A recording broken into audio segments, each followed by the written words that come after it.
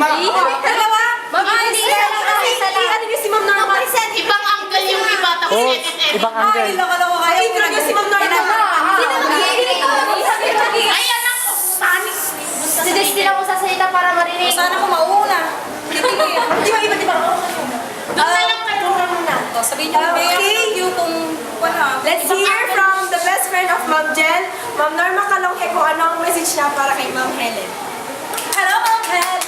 Happy birthday. Ayan, birthday mo na. Ano yan? Bumabata, tumatanda, pero mas prefer ko bumabata. Diba? Kasi, ano pa bang masasabi ko sa'yo? Lahat na ng blessings na sa'yo na.